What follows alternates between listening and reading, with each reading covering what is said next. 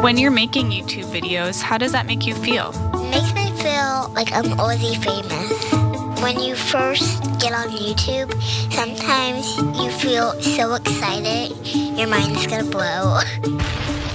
That's what happens to me.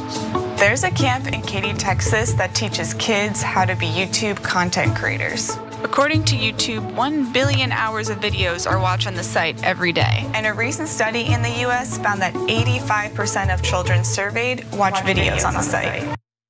Kids want to be YouTubers. That is what they aspire to be. And it is devastating.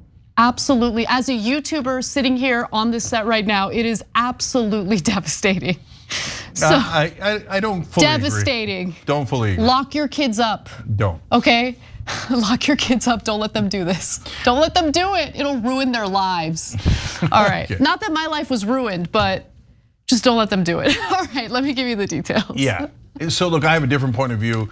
We're the OGs of YouTube. We're the first YouTube partner channel ever, and so I get a lot of the reasons why these kids are into it. My kids are into YouTube, and I think there's some positive sides of this too. But first, so let's give you the numbers, and then I'll explain why I think this is bad. Okay, so nearly 30% of kids ages 8 to 12 listed YouTuber. 30%, they listed YouTuber as their top career choice in a global survey conducted in 2019, 3 times more than picked astronaut.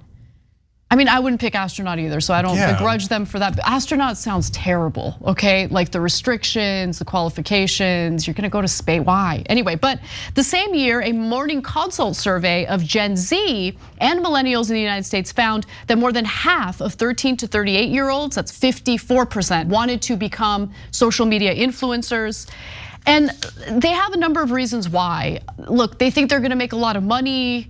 In some cases that can be true, but it's become a very saturated market. So the likelihood of them becoming very rich and famous and wealthy as a result of this, it's just not as easy as they think it is, okay? Then the other part of it is, this is so depressing. Some of them feel that building an online community of friends will help them feel like they're part of a community, that they have friends. So if they're having trouble making friends in real life, well, at least they have their online community to turn to.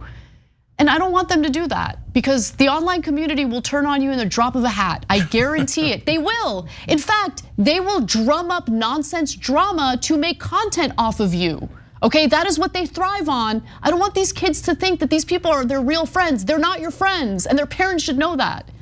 Well, again, I think it's a little bit more of a mixed bag. So first of all, like people are always surprised, like, oh, now the kids want to be YouTubers. Why is that surprising? They're the new celebrities. In the old days, kids want to be movie stars and TV stars, and now those things are almost dead. And YouTube is what kids almost exclusively watch. So of course they're going to want to be YouTubers. When do they run into astronauts? So this is the least surprising poll ever, and they also are seeing all these YouTubers get super famous and super rich. Of course they want to emulate that, right? Now there are positive things. So when a lot of the kids say, look, I have people who are haters in school, and when I do something like this, I find people who will accept me for who I am. Let me read you a comment from Aaliyah. Aaliyah, let's go to graphic 5 here. Aaliyah, who said she has a hard time finding friends with similar interests, said that YouTube could help her meet and befriend like-minded people. Quote, if I have more fans online, then I actually feel better, Aaliyah said. Oh God, so depressing. Because I know they don't hate me for who I am. Not yet. They will eventually, I promise you that. Yeah, but so that goes to one of the downsides. So Anna's, has a personal perspective that maybe colors the way that she sees it, but she's not wrong. They should tell the kids, the biggest downside to this is do not let the commenters on YouTube make you feel judged and affect the way that you think about yourself. We're adults, we're grown-ups, and literally no one's more used to it than us, since we've dealt with it longer than anyone else. But for these little kids, if they're not ready for it, and even 1 or 2 negative comments can really send them reeling, let alone what happens on YouTube on an industrial scale. So I love that they're encouraging the creativity, and they're teaching them hard work too. It is hard work. They're learning skills, editing, stuff like that. So credit where credit is due. And these camps are inevitable. Of course, they're gonna make money because everybody wants to be YouTubers. They're gonna create them. People are gonna go to them. I like that they're being as responsible as they can be, but you really gotta emphasize, do not let the kids think that their self-worth is tied in to what others say about them online. Agreed. Whether it's YouTube, Instagram, or any other platform.